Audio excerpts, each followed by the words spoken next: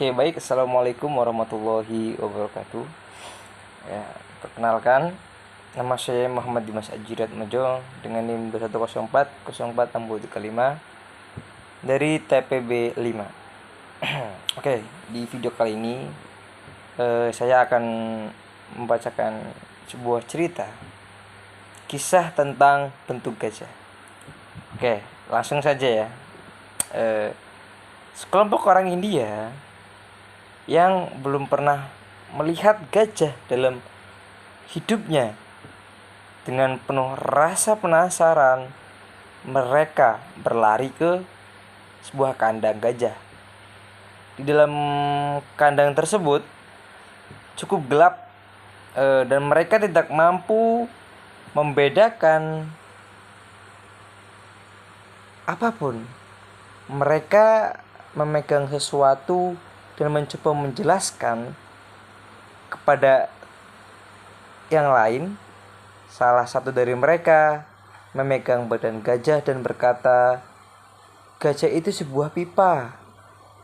Seorangnya lagi memegang telinganya dan berkata, "Bukan, gajah itu sebuah kipas."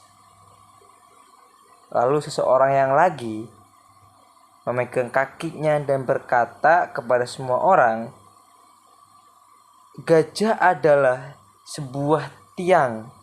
Dia mirip dengan tiang penyangga." Oke, yang lain meraba-raba punggungnya dan berkata, "Gajah menyerupai sebuah papan."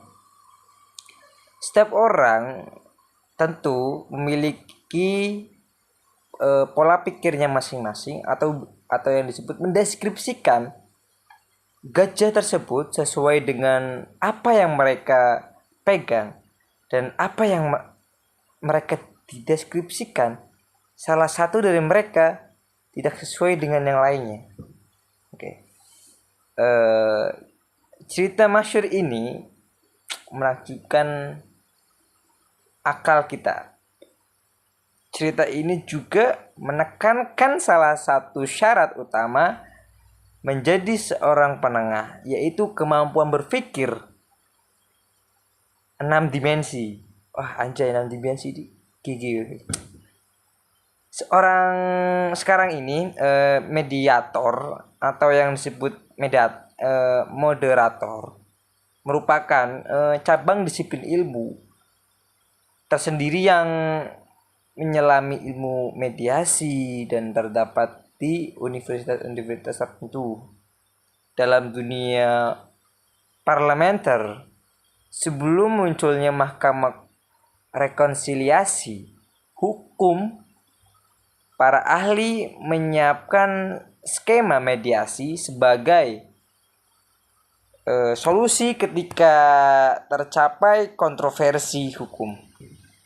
Terdapat 2 prinsip dalam mendidik seorang ahli mediasi untuk suatu masalah yang muncul, baik dalam skala individu, pemerintah individu, maupun kesalahpahaman dalam keluarga. Yang pertama, melihat gambar dalam bingkai besar. Yang kedua, tidak mencampur adukan persepsi dengan fakta.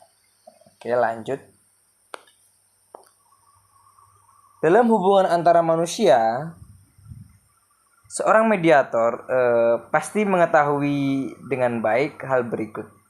70% atau 80%-an lah problem sosial yang ada di masyarakat kita disebabkan oleh sosialisasi yang ada di masyarakat kita, disebabkan oleh ketidaktetapan informasi atau kesalahpahaman.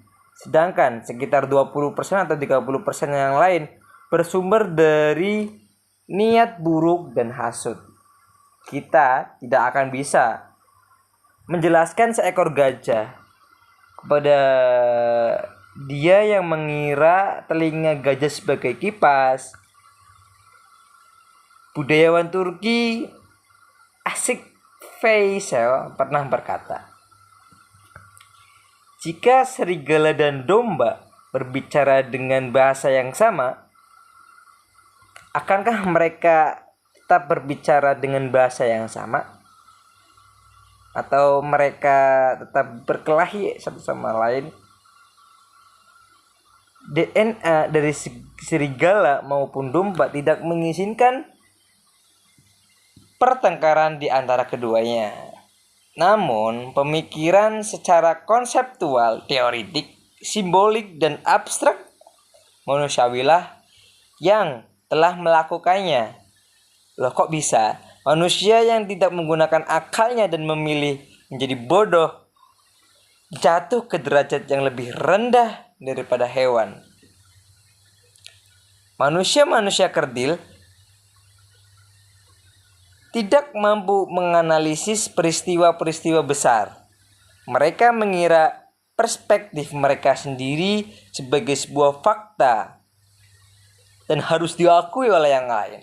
Oleh sebab itu, seandainya saja manusia-manusia yang membunuh tetangganya, para politikus yang menginisiasi peperangan mampu membaca dan memaknai karya-karya Maulana Jalaluddin Rumi. Oke, sekian cerita dari kisah tentang penduduk gajah. Makna-maknanya cukup tersirat dan tadi juga sudah kita kelupas makna-makna tersirat tersebut. Oke. Mungkin cukup sekian. Terima kasih. Wabillahi taufiq wal hidayah. Apabila ada kata-kata yang salah mohon dimaafkan. Wassalamualaikum warahmatullahi wabarakatuh.